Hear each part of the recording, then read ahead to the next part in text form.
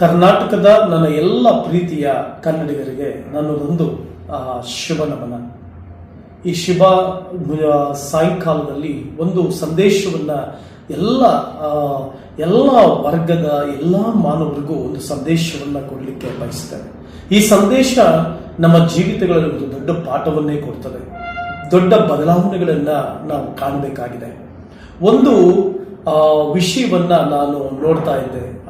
ಏನಂತಂದ್ರೆ, ಒಬ್ಬ ಇನ್ಸ್ಪೆಕ್ಟರ್ 4 ಲಕ್ಷ ಹಣ ತೆಗೆದುಕೊಳ್ಳುವಾಗ, ಲಂಚ ತೆಗೆದುಕೊಳ್ಳುವಾಗ ಲೋಕಾಯುಕ್ತರ ಬಲೆಗೆ ಬಿದ್ದರು ಅನ್ನುವಂಥದ್ದನ್ನ ಬಹಳ ವ್ಯಾಪಕವಾಗಿ ಚರ್ಚೆ ಆಗ್ತಾ ಇದೆ. ಮತ್ತೆ ಅನೇಕ ಕಡೆಗಳಲ್ಲಿ ಅದು ಸೋಷಿಯಲ್ ಮೀಡಿಯಾದಲ್ಲಿ ದೊಡ್ಡ ಒಂದು ವ್ಯಾಪಕವಾಗಿ ಹಬ್ಬುತ್ತಾ ಇದೆ. ನಾನು ಈ ಸಂದೇಶವನ್ನ ಯಾಕೆ ಕೊಡ್ತಾ ಇದ್ದೀನಿ ಅಂತಂದ್ರೆ, ಅವರು 3 ಸ್ಟಾರ್ ಅಂದ್ರೆ ಪೊಲೀಸ್ ಇನ್ಸ್ಪೆಕ್ಟರ್ ಆಗಿ ಕಾರ್ಯನಿರ್ವಹಿಸ್ತಾ ಇದ್ದಾರೆ. ಆದರೆ ನಾನು ಬಹಳ ಸೂಕ್ಷ್ಮವಾಗಿ ಗಮನಿಸಿದಾಗ 4 ಲಕ್ಷ ಲಂಚವನ್ನು ತೆಗೆದುಕೊಳ್ಳುವಾಗ ಏನೋ ಸಿಕ್ಕಾಕೊಂಡ್ಬಿಟ್ರು. ಆದ್ರೆ ಅದ್ರ ಹಿಂದೆ ಇರ್ತಕ್ಕಂಥ ಅವರು ಆ ಪೊಸಿಷನ್ಗೆ ಬರಬೇಕಾದ್ರೆ ಆ ಪ್ರಯಾಸ, ಆ ಕಷ್ಟ ಇದೆಯಲ್ಲ, ಅದು ಅವ್ರ ತಂದೆ ತಾಯಿಗಳಿಗೆ ಮಾತ್ರ ಗೊತ್ತು. ನಾನು ಪೊಲೀಸ್ ಡಿಪಾರ್ಟ್ಮೆಂಟ್ ನಲ್ಲಿರುವಂತ ಎಲ್ಲಾ ಸಿಬ್ಬಂದಿಗಳಿಗೂ ಮಾತ್ರ ಅಲ್ಲದೆ ಸರ್ಕಾರಿ ಕೆಲಸದಲ್ಲಿ ಇರ್ತಕ್ಕಂಥವ್ರಿಗೆ ಒಂದು ಸಲಹೆಯನ್ನ ಕೊಡ್ಲಿಕ್ಕೆ ಬಯಸ್ತೇನೆ. ನೀವು ಲಂಚ ತೆಗೆದುಕೊಂಡ್ರು ಅಥವಾ ಇನ್ನೊಂದು ಮಾಡಿದ್ರು ಅದ್ರ ಬಗ್ಗೆ ನಾನು ಮಾತನಾಡೋದಕ್ಕಿಂತ, ನೀವು ಚಿಕ್ಕಂದಿನಿಂದ ಓದ್ಕೊಂಡು ಬಂದ್ರಲ್ಲ, ಪೊಲೀಸ್ ಡಿಪಾರ್ಟ್ಮೆಂಟ್ ನಲ್ಲಿ ಸೇರೋದಕ್ಕಿಂತ ಮುಂಚೆ ನಿಮ್ ತಂದೆ ತಾಯಿಗಳು ಕಷ್ಟಪಟ್ಟಿರ್ತಾರೆ, ಸಾಲಗಳು ಮಾಡಿರ್ತಾರೆ, ವೇದನೆಗಳು ಪಟ್ಟಿರ್ತಾರೆ, ಬಂಡೆ ಹೊಡೆದಿರ್ತಾರೆ, ಬೇರೆಯವ್ರ ಮನೆಯಲ್ಲಿ ಬಚ್ಚಲು ಬಾಚಿರ್ತಾರೆ. ಇಷ್ಟೆಲ್ಲ ಕಷ್ಟಗಳಲ್ಲಿ, ಬಡತನಗಳಲ್ಲಿ ನಿಮಗೆ ವಿದ್ಯಾಭ್ಯಾಸ ಕೊಟ್ಟಿರ್ತಾರೆ. ನೀವು ಈ ಮಟ್ಟಕ್ಕೆ ಬರಬೇಕಾದ್ರೆ ಸುಮ್ಮನೆ ಬರ್ಲಿಕ್ಕೆ ಸಾಧ್ಯ ಇಲ್ಲ. ಒಂದು ಹಂತಕ್ಕೆ ಬಂದು ನಿಲ್ಬೇಕಂದ್ರೆ ಸುಮ್ಮನೆ ಇಲ್ಲ. ಅದ್ರ ಹಿಂದೆಗಡೆ ಅನೇಕರ ತ್ಯಾಗ ಇದೆ, ಅನೇಕರ ಕಷ್ಟ ಇದೆ. ಪೊಲೀಸ್ ಡಿಪಾರ್ಟ್ಮೆಂಟ್ ನಲ್ಲಿ ಲಂಚ ಏನೋ ತೆಗೆದುಕೊಂಡ್ರೆ ಆ ಕ್ಷಣದಲ್ಲಿ ನೀವು ಮಾಡಿದಂತ ಒಂದು ತಪ್ಪು ನಿರ್ಧಾರದಿಂದ ಇವತ್ತು ಅನೇಕರು ಪಶ್ಚಾತ್ತಾಪ ಪಡುವಂತ ಸ್ಥಿತಿ ಬಂದು ನಿಲ್ಲುತ್ತೆ. ಒಂದು ಸಾರಿ ನೀವು ವಿದ್ಯಾಭ್ಯಾಸ ಇಷ್ಟೊಳಗೂ ಮಾಡ್ಕೊಂಡು ಬರ್ಬೇಕಾದ್ರೆ ಚಿಕ್ಕಂದಿನಿಂದ ಓದಿಸಿ ಬೆಳೆಸಿ ನಿಮಗೆ ವಿದ್ಯಾಭ್ಯಾಸ ಕೊಟ್ಟು ನಮ್ಮ ಮಕ್ಕಳು ಏನೋ ಉತ್ತಮ ಸಾಧನೆ ಮಾಡ್ತಾರೆ, ಉತ್ತಮ ಪೊಸಿಷನ್ಸ್ಗೆ ಬರ್ತಾರೆ ಎಂಬುದಾಗಿ ಹೇಳಿ ನಿನ್ನ ತಂದೆ ತಾಯಿಗಳು, ಹೆಂಡತಿ ಸಪೋರ್ಟ್ ಮಾಡಿರ್ತಾರೆ, ಅಪ್ಪ ಅಮ್ಮ ಸಪೋರ್ಟ್ ಮಾಡಿರ್ತಾರೆ, ಅವರು ಕಷ್ಟಪಟ್ಟು ಸಪೋರ್ಟ್ ಮಾಡಿರ್ತಾರೆ, ಕೆಲವರು ಕೂಲಿ ಕೆಲಸ ಮಾಡಿ ಸಪೋರ್ಟ್ ಮಾಡಿರ್ತಾರೆ, ತಮ್ದು ಹಾಕೊಳ್ಳೋದು ಬಟ್ಟೆ ಇಲ್ಲದೆ ಹೋದ್ರು ನಿಮಗೆ ಸಪೋರ್ಟ್ ಮಾಡಿರ್ತಾರೆ. ಯಾಕೆ ಇಂಥ ಹೀನಾಯವಾದಂಥ ಒಂದು ಅವಮಾನಕರವಾದಂಥ ಸ್ಥಿತಿಗೆ ಬಂದಿರ್ತೀರಿ? ನಿಮಗೆ ಡಿಪಾರ್ಟ್ಮೆಂಟ್ ನಲ್ಲಿ ಒಂದು ಪೊಸಿಷನ್ ಸಿಕ್ಕಿದೆ ಅಂತಂದ್ರೆ ನೊಂದವರ ಪರ, ದುಃಖಿತರ ಪರ ನಿಲ್ಲುವುದಕ್ಕಾಗಿ. ಏನೋ ಆ ಕ್ಷಣದಲ್ಲಿ ಯಾರೋ ಹೇಳಿದ್ರು ಅಥವಾ ಇನ್ನೊಂದು ಮಾಡಿದ್ರು, ಏನೋ ಮಾಡಕ್ ಹೋಗಿ ಇನ್ನೊಂದು ಆಗ್ಬಿಡುತ್ತೆ. ಆದ್ರಿಂದ ದಯವಿಟ್ಟು ಲಂಚವನ್ನ ಮುಟ್ಬೇಡ್ರಿ. ಲಂಚ ಕಣ್ಣಿದ್ದವನನ್ನು ಕೂಡನಾಗಿ ಮಾಡ್ಬಿಡ್ತದೆ, ಕೂಡ್ರಾಗ್ಬಿಡ್ತೀರಿ. ನೀವು ಸಮಾಜಕ್ಕೆ ಏನ್ ಮಾಡ್ಲಿಕ್ಕೆ ಆಗಲ್ಲ.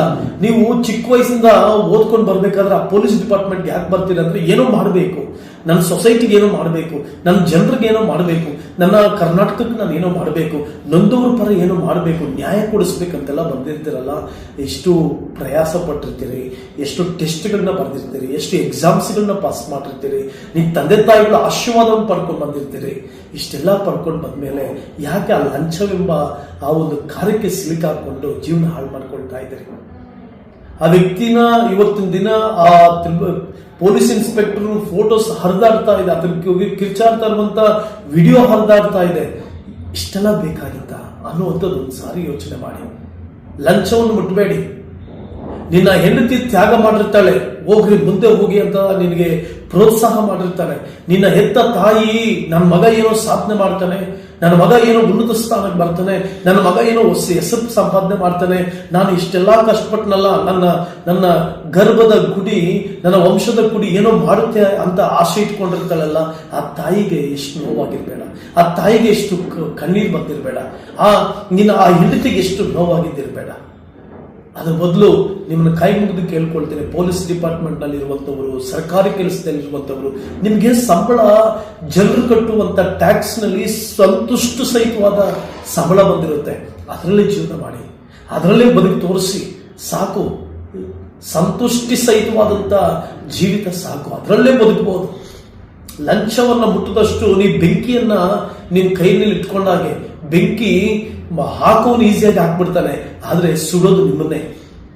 ಏನೋ ಸಾಧನೆ ಮಾಡ್ಬೇಕಂತ ಬಂದಿದ್ರಿ, ಈ ಪೊಲೀಸ್ ಡಿಪಾರ್ಟ್ಮೆಂಟ್ ನಿಮ್ಮ ಕೈನಲ್ಲಿ ಇರೋದ್ರಿಂದ, ಪೊಲೀಸ್ ಡಿಪಾರ್ಟ್ಮೆಂಟ್ ನಲ್ಲಿ ನಿಮ್ಗೆ ಕೆಲಸ ಸಿಕ್ಕಿರೋದ್ರಿಂದ ಬೇಕಾದಷ್ಟು ಒಳ್ಳೆ ಕೆಲಸಗಳು ಮಾಡಬಹುದು. ಎಷ್ಟು ಪೊಲೀಸ್ ಡಿಪಾರ್ಟ್ಮೆಂಟ್ ಅಲ್ಲಿ ಒಳ್ಳೆ ಕೆಲಸ ಮಾಡಿದಂತ ಅಧಿಕಾರಿಗಳಿದ್ದಾರೆ, ಬೇಷನಿಸ್ಕೊಂಡಂತ ಅಧಿಕಾರಿಗಳಿದ್ದಾರೆ, ಲಂಚ ಮುಟ್ಟದೆ ನಿಯತ್ತಾಗಿ ಕೆಲಸ ಮಾಡೋರಿದ್ದಾರೆ. ಅವರು ಅನೇಕ ರಿಟೈರ್ಡ್ಗಳ ಕೂಡ ಆಗಿದ್ದಾರೆ. ಯಾಕೆ ನೀವು ಇರುವಂತವ್ರು ಯಾಕೆ ಆಗಬಾರ್ದು? ನಿನ್ ತಾಯಿನೊಂದ್ಸಾರಿ ನೋಡಿ, ನಿನ್ ತಂದೆ ತಾಯಿಗಳನ್ನೊಂದ್ಸಾರಿ ನೋಡಿ, ನಿಮ್ಮ ಹೆಂಡತಿ ಮಕ್ಕಳನ್ನೊಂದ್ಸಾರಿ ನೋಡಿ, ಅವರೆಲ್ಲ ಎಷ್ಟು ತ್ಯಾಗ ಮಾಡಿ ನಿಮ್ಮನ್ನು ಇಲ್ಲಿವರೆಗೂ ಬರಮಾಡಿರ್ತಾರೆ. ಇನ್ಫ್ಯಾಕ್ಟ್ ನೀವೆಷ್ಟು ಪ್ರಯಾಸ ಪಟ್ಟಿರ್ತೀರಿ, ನೀವೆಷ್ಟು ಕಷ್ಟಪಟ್ಟಿರ್ತೀರಿ, ನೀವೆಷ್ಟು ಟೆಸ್ಟ್ಗಳನ್ನ, ಎಕ್ಸಾಮ್ಸ್ಗಳನ್ನ ಎಷ್ಟು ಸ್ಟಡಿ ಮಾಡಿರ್ತೀರಿ, ರಾತ್ರಿಯಲ್ಲೂ ಎಷ್ಟು ಕಷ್ಟಪಟ್ಟಿರ್ತೀರಿ. IAS, IPSಗಳು, KAS ಆಗ್ಲಿಕ್ಕೆ ಎಷ್ಟು ಕಷ್ಟಪಟ್ಟಿರ್ತೀರಲ್ವಾ? ಅದನ್ನ ಯಾಕೆ ಈ ಲಂಚ ಎಂಬ ಭೂತದೊಂದಿಗೆ ನಿಮ್ ಜೀವಿತ ಹಾಳು ಮಾಡ್ಕೊಳ್ತಾ ಇದ್ದೀರಿ? ಈ ಸಂದೇಶವನ್ನು ಕೊಡ್ಲಿಕ್ಕೆ ನಾನು ನಿಮಗೆ ಬಯಸ್ತಾ ಇದ್ದೀನಿ. ಮುಟ್ಬೇಡಿ. ನಿಮಗಿಂತ ಕೆಲವು ಸಾರಿ ನೀವು ಹೇಳ್ಬೋದು, ಈ ಪೊಲೀಸ್ ಡಿಪಾರ್ಟ್ಮೆಂಟ್ ಬಂದಿದ್ದೀವಿ, ನಮ್ಮ ಮೇಲಾಧಿಕಾರಿಗಳು ನಮ್ಮನ್ನ ನಮ್ಮನ್ನ ಲಂಚ ತೆಗೆದುಕೊಳ್ಳೋದು ಪ್ರೋತ್ಸಾಹ ಮಾಡ್ಬೋದು, ಅಥವಾ ಇನ್ನೊಬ್ರು ಹೇಳ್ಬೋದು, ಮತ್ತೊಬ್ರು ಲಂಚ ಕೊಡ್ಲಿಕ್ಕೆ ಬರ್ಬೋದು, ಏನೇ ಇರ್ಬೋದು. ಅಮಾದ್ರೆ ನಿಮ್ಗೆ ಏನ್ ಮಾಡ್ಬೋದು? ಟ್ರಾನ್ಸ್ಫರ್ ಮಾಡ್ಬೋದು. ಇವನು ನಾವ್ ಹೇಳ್ದಂಗೆ ಕೇಳಿಲ್ಲ ಅಂತ ಹೇಳಿ ಟ್ರಾನ್ಸ್ಫರ್ ಮಾಡ್ಬೋದು. ಅಷ್ಟೇ ಬಿಟ್ರೆ ಇನ್ನೇನ್ ಮಾಡ್ಲಿಕ್ಕೆ ಸಾಧ್ಯ ಇದೆ? ಟ್ರಾನ್ಸ್ಫರ್ ಆಗಿ ಹೋಗಿ ಬೇರೆ ಯಾವ ಜಾಗಕ್ಕಾದ್ರೂ ಹೋಗಿ. ನೀವಿರೋದು 10 ದಿನನೇ ಆಗಿರ್ಲಿ, 10 ದಿನನೂ ಒಳ್ಳೆ ಕೆಲಸ ಮಾಡಿ. ಒಳ್ಳೇದು ಮಾತ್ರ ನಿಮ್ಮನ್ನ ಕೈ ಹಿಡಿಯುತ್ತೆ, ಒಳ್ಳೆತನ ಮಾತ್ರ ನಿಮ್ಮನ್ನ ಕೈ ಹಿಡಿಯುತ್ತೆ. ಜನರ ಶಾಪ ನಿಮ್ಮನ್ನ ಕೈ ಹಿಡಿಯೋದಿಲ್ಲ. ಲಂಚ ಕೊಟ್ಟವನು ನಿಮ್ಮನ್ನ ಇಡಿಸ್ಬಿಡ್ತಾರೆ ನೋಡಿ, ಈಗ ನಿಮ್ಮನ್ನ ಪ್ಲಾನ್ ಮಾಡಿ ಇಡಿಸ್ಬಿಡ್ತಾರೆ. ಆದ್ರಿಂದ ನೀವು ಒಳ್ಳೆ ಕೆಲಸ ಮಾಡ್ತಾ ಇದ್ರಿ, ಸಮಾಜದಲ್ಲಿ ಶಾಂತಿ ಕಾಪಾಡಲಿಕ್ಕೆ ರಾತ್ರಿ ಹಗಲು ಕಷ್ಟಪಡ್ತಾ ಇದ್ರಿ. ಪೊಲೀಸ್ ಡಿಪಾರ್ಟ್ಮೆಂಟ್ ಅವರು ನೀವು ರಾತ್ರಿ ಹಗಲು ತ್ಯಾಗ ಮಾಡಿ ಮನೆಯನ್ನು ಬಿಟ್ಟು, ಹೆಂಡತಿ ಮಕ್ಕಳನ್ನ ಬಿಟ್ಟು, ಸಮಯ ಇಲ್ಲದೆ ಬಹಳ ಕೆಲಸ ಮಾಡ್ತಾ ಇದ್ದೀರಿ. ನೀವೊಂದು ಸೆಲ್ಯೂಟ್. ನೀವು ತುಂಬಾ ಚೆನ್ನಾಗಿ ಕೆಲಸ ಮಾಡ್ತಾ ಇದ್ದೀರಿ. ಯಾರು ಏನ್ ಹೇಳ್ತಾರೋ ಗೊತ್ತಿಲ್ಲ. ನಾನು ಪರ್ಸನಲ್ ಆಗಿ ಪೊಲೀಸ್ ಡಿಪಾರ್ಟ್ಮೆಂಟ್ ಅನ್ನ ಬಹಳ ಪ್ರಶಂಸಿಸ್ತೀನಿ, ಬಹಳ ಗೌರವಿಸ್ತೀನಿ. ನೀವು ಬಹಳ ಉತ್ತಮವಾದ ಕೆಲಸ ಮಾಡ್ತಾ ಇದ್ದೀರಿ. ಸೊಸೈಟಿಯಲ್ಲಿ ಯಾವನೂ ಮಾಡದೇ ಇರುವಂತ ಶ್ರೇಷ್ಠ ಕೆಲಸ ಮಾಡ್ತಾ ಇದ್ದೀರಿ. ಎಲ್ಲಿ ಗಲಾಟೆ ಆದ್ರೂ ಹೋಗ್ತೀರಿ, ಸತ್ರು ಹೋಗ್ತೀರಿ, ಯಾವನೋ ಆತ್ಮಹತ್ಯೆ ಮಾಡ್ಕೊಂಡು ಅಲ್ಲಿ ಹೋಗ್ತೀರಿ. ರಾತ್ರಿ ಹಗಲು ಸಮಾಜನ ಕಾಯ್ತೀರಿ. ಸಮಾಜನ ಕಾಯುವಂತ ಒಂದು ಅದ್ಭುತವಾದಂತ ಆರಕ್ಷಕರಾಗಿ ಕೆಲಸ ಮಾಡ್ತಾ ಇದ್ದೀರಿ. ಯಾಕೆ ಇಂಥದಕ್ಕೆ ನಿಮ್ಮ ಜೀವಿತವನ್ನು ಒಪ್ಪಿಸ್ಕೊಂಡು ಹಾಳು ಮಾಡ್ಕೊಳ್ತಾ ಇದ್ದೀರಿ? ಅಂದ್ರೆ ಟ್ರಾನ್ಸ್ಫರ್ ಮಾಡ್ಬೋದು, ಹೋಗಿ, ಪರವಾಗಿಲ್ಲ. ಇಂಥ ದುಷ್ಟತನವನ್ನ ಕೈ ಹಾಕುವುದಕ್ಕಿಂತ, ಬೆಂಕಿಯನ್ನ ಕೈಯಲ್ಲಿಟ್ಕೊಂಡು ಓಡಾಡೋದಕ್ಕಿಂತ ನಿರಾಳವಾಗಿ ಕೆಲಸ ಮಾಡಿ, ಸಮಾಧಾನಕರವಾಗಿ ಕೆಲಸ ಮಾಡಿ. ಒಬ್ಬ ಪೊಲೀಸ್ ಕಾನ್ಸ್ಟೇಬಲ್ ಇಂದ ಹಿಡಿದು ಉನ್ನತ ಅಧಿಕಾರಿಗಳಾಗಿ ಕೆಲಸ ಮಾಡ್ತಿರುವಂತ ಎಷ್ಟೋ ಜನ ಇದ್ದೀರಿ ಪೊಲೀಸ್ ಡಿಪಾರ್ಟ್ಮೆಂಟ್ ಅಲ್ಲಿ. ನಿಮ್ಮ ತ್ಯಾಗ, ನಿಮ್ಮ ಆ ಒಂದು ತಾಳ್ಮೆ, ನೀವು ಮಾಡುವಂತ ಸಮಾಜದಲ್ಲಿ ಎಷ್ಟೋ ಜನ ಪ್ರವೋಕ್ ಮಾಡ್ತಾರೆ. ವಿವಿಧವಾದ ಜನರನ್ನು ನೋಡ್ತೀರಿ, ಡಿಫ್ರೆಂಟ್ ಜನರನ್ನು ನೋಡ್ತೀರಿ. ನಿಮ್ಮ ತಾಳ್ಮೆಗೆ ನಾನು ಒಂದು ಸೆಲ್ಯೂಟ್. ಆದ್ರೆ ಇಂಥದಕ್ಕೆ ಯಾವುದೋ ಸಿಕ್ಕಾಕೊಂಡು, ಯಾಕೆ ಯಾವನೋ ಮೊಸರು ತಿಂದು ಯಾರೋ ಬಾಯಿ ಒರೆಸ್ದಂಗಾಗುತ್ತೆ. ನೀವು ಇದ್ರೇನೆ, ಕಾಕಿ ಇದ್ರೇನೆ ಸಮಾಜ ಸುಂದರವಾಗಿ ಬದುಕಲಿಕ್ಕೆ ಸಾಧ್ಯ, ಸಮಾಧಾನವಾಗಿ ಬದುಕಲಿಕ್ಕೆ ಸಾಧ್ಯ. ಆದ್ದರಿಂದ ಇದೊಂದು ನನ್ನ ನಮನ. ಈ ಪೊಲೀಸ್ ಡಿಪಾರ್ಟ್ಮೆಂಟ್ ಅಲ್ಲಿ ಕೆಲಸ ಮಾಡುವಂತ ನಿಮ್ಮ ನಿಸ್ವಾರ್ಥ ಸೇವೆಗೆ, ನಿಮ್ಮ ತಾಳ್ಮೆಗೆ, ನಿಮ್ಮ ಆ ಒಂದು ತ್ಯಾಗಕ್ಕೆ ನಾವೆಲ್ಲರೂ ಕೂಡ ಎಷ್ಟು ನಿಮಗೆ ಗೌರವ ಸಲ್ಲಿಸಿದ್ರು ಸಾಲದು. ಯಾಕೆ ಈ ಲಂಚವೆಂಬಂತ ಬೋಧಕ್ಕೆ ಸಿಕ್ಕಾಕೊಂಡು ಆ ರೀತಿ ಆ ವ್ಯಕ್ತಿ ಕಿರ್ಚಾಡುವಾಗ ನನಗೆ ಮನೋವೇದನೆ ಆಯಿತು, ಬಹಳ ನೋವಾಯಿತು. ಅದನ್ನ ಅಷ್ಟು ಕಷ್ಟಪಟ್ಟು ಏನು ಊಟ ಇತ್ತೋ ಇಲ್ವೋ, ಹಣ ಇತ್ತೋ ಇಲ್ವೋ, ಚಪ್ಪಲಿ ಇತ್ತೋ ಇಲ್ವೋ, ಕಷ್ಟಪಟ್ಟು ಓದಿ ಟೆಸ್ಟ್ಗಳನ್ನ ಬರೆದು, ಎಕ್ಸಾಮ್ಸ್ಗಳನ್ನ ಬರೆದು, ತಂದೆ ತಾಯಿಗಳು ಸಾಲಗಳು ಮಾಡಿಕೊಂಡು ಇಷ್ಟೆಲ್ಲ ಕಷ್ಟಪಟ್ಟು ಈ ಪೊಸಿಷನ್ಗೆ ಬಂದಿದ್ದ ಮೇಲೆ ಯಾವನೋ ಲಂಚ ಕೊಡ್ಲಿಕ್ಕೆ, ನಿಮ್ಮನ್ನ ಟ್ರಾಪ್ ಮಾಡ್ಲಿಕ್ಕೆ, ಹನಿ ಟ್ರಾಪ್ಗಳು ಮಾಡ್ಲಿಕ್ಕೆ, ಇನ್ನೊಂದು ಮಾಡ್ಲಿಕ್ಕೆ ಯಾಕೆ ನಿಮ್ಮನ್ನು ಒಪ್ಪಿಸ್ಕೊಡ್ತೀರಿ? ನೀವು ಜ್ಞಾನವಂತರು, ಬುದ್ಧಿವಂತರು, ಲಂಚಕ್ಕೆ ಒಪ್ಪಿಸಿಕೊಳ್ಬೇಡಿ. ಲಂಚವೆಂಬಂತ ಆ ಬೆಂಕಿನ ಬಿಟ್ಟು ದೂರ ಬನ್ನಿ. ನೀವು ಬೆಂಕಿಯಾಗಿ ಮಾರ್ಪಡ್ತೀರಿ.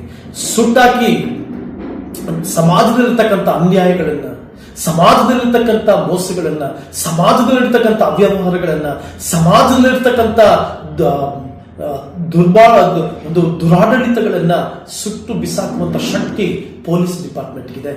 ಮಟ್ಟ ಹಾಕುವಂತ ಶಕ್ತಿ ನಿಮಗಿದೆ. ಸಮಾಜದಲ್ಲಿರ್ತಕ್ಕಂಥ ದಂಗೆಕೋರರನ್ನ, ದೌರ್ಜನ್ಯ ಮಾಡುವವರನ್ನ, ಈ ರೀತಿಯಾಗಿ ಹನಿ ಟ್ರಾಪ್ಗಳು ಮಾಡುವಂತವ್ರನ್ನ ಸಭೆ ಪಡೆದು ಕಳ್ಳರುಗಳನ್ನ ಸದೆ ಹೊಡೆದುವಂತ ಒಂದು ಪವಿತ್ರ ಕಾಕಿ ನಿಮ್ಮ ಮೇಲಿದೆ. ಆ ಪವಿತ್ರ ಕಾಕಿ ನಿಮ್ಮ ಮೇಲಿರುವವರೆಗೂ ನೀವು ಈ ಸಮಾಜಕ್ಕೆ ಉತ್ತಮ ವ್ಯಕ್ತಿಗಳೇ, ಉತ್ತಮ ಗೌರವ. ನೀವು ನಿಮ್ಮನ್ನೆಲ್ಲರೂ ಗೌರವಿಸುವಂತ ಮಟ್ಟಕ್ಕೆ ಬೆಳೀರಿ, ಗೌರವಿಸುವಂತ ಸ್ಥಾನಕ್ಕೆ ಬನ್ನಿ. ನಿಮಗೆ ಒಬ್ಬ ಕಾನ್ಸ್ಟೇಬಲ್ ಆಗಿರಲಿ, ನಿನಗೆ ಇರುವಂತಹ ಪವಿತ್ರ ಕಾಕಿಗೆ ಗೌರವ ಕೊಟ್ಟು ಪ್ರತಿದಿನ ಎದ್ದು ಆ ಪವಿತ್ರ ಕಾಕಿಯನ್ನ ಮುದ್ದಿಟ್ಟು ಆ ಪವಿತ್ರ ಕಾಕಿಗೆ ಒಂದು ಸೆಲೆಕ್ಟ್ ಮಾಡಿ ಅದನ್ನು ಧರಿಸಿಕೊಂಡು ಸಮಾಜದಲ್ಲಿ ನಿಮ್ಮನ್ನು ನೋಡಿದಾಗ ಕಳ್ಳ ಭಯಪಡಬೇಕು, ಮೋಸಗಾರನು ಭಯಪಡಬೇಕು, ಕಳ್ಳರು ಕಾಕರು ಭಯಪಡಬೇಕು.